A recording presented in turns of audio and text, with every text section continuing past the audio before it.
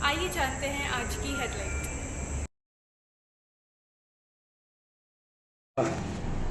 उत्तर प्रदेश संघ अपने स्थापना काल से इस शहर में एक अच्छा विद्यालय बनाने का संकल्प हमारे वरिष्ठ सदस्यों ने लिया था और उसके अनुरूप उन लोगों ने कार्यवाही की और एक अच्छा संस्थान खड़ा किया जिसका नाम दिया गया मोतीलाल नेहरू पब्लिक स्कूल। 1991 में इसकी नींव पड़ी और 1996 में ये +2 का एफिलिएशन होके खड़ा है। ये प्रजातांत्रिक संस्था है और शैक्षणिक वातावरण बनाते हुए इस बात की कोशिश की गई थी कि एक अच्छा इंस्टीट्यूशन जमशेदपुर को मिले। वो मिला त्यागी साहब के नेतृत्व में, उसने बहुत अच्छा काम किया। उस समय जिस समय त्यागी जी अध्यक्ष हुए, 2 बार अध्यक्ष हुए, उनका कहना था कि ये टॉप 5 में होना चाहिए और टॉप 5 में हम लोग पहुंच गए। लेकिन चूंकि प्रजातांत्रिक संस्था है तो 1923-26 के चुनाव में अखिलेश दुबे चुनकर आ गए और सारी जो संवैधानिक व्यवस्थाएं थी उनकी धज्जियां उड़ाते हुए वो अपने स्वयं एक राजा के रूप में काम करने लगे।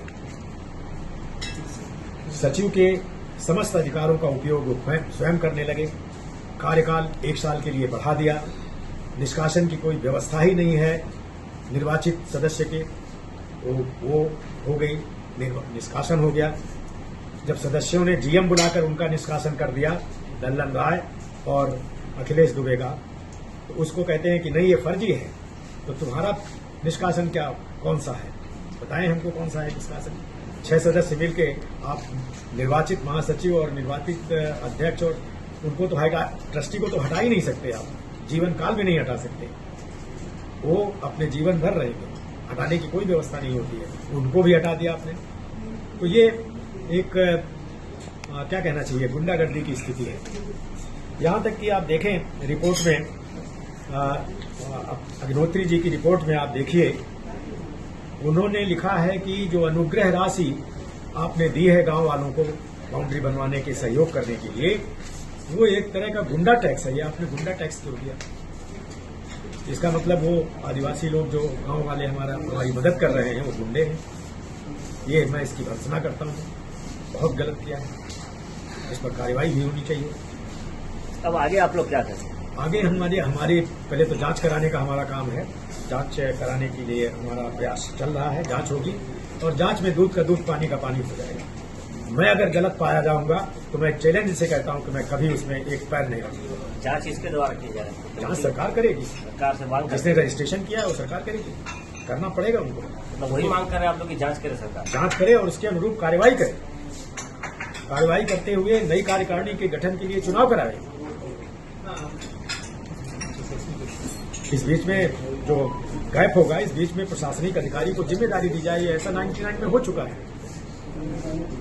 2002 में जो चुनाव हुआ वो सरकारी पदाधिकारी ने ही चुनाव कराया। इसके लिए सर आप लोग किसी पदाधिकारी से मिले हैं अभी फिलहाल? हाँ, एसडीओ से मिले हैं, डीसी से मिले हैं, एमएलए वगैरह से भी मिले हैं।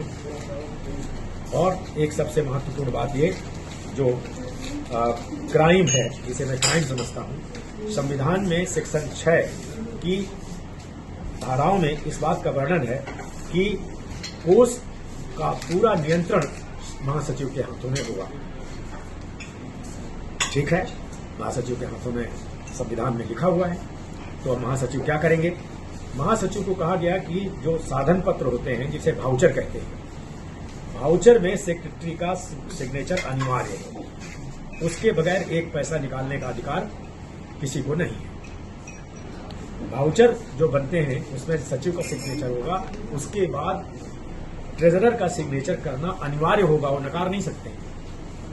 और फिर किसी अध्यक्ष या उपाध्यक्ष का सिग्नेचर होकर 2 सिग्नेचर से पैसा निकल सकता है। लेकिन वाउचर में सिग्नेचर अनिवार्य है, तभी तो कंट्रोल होगा। लगभग 2 करोड़ से अधिक की राशि इन लोगों ने सचिव के सिग्नेचर के बगैर निकाली है, जो एक क्राइम है। और इस पर कार्यवाही की मैं आगे व्यवस्था करूंगा।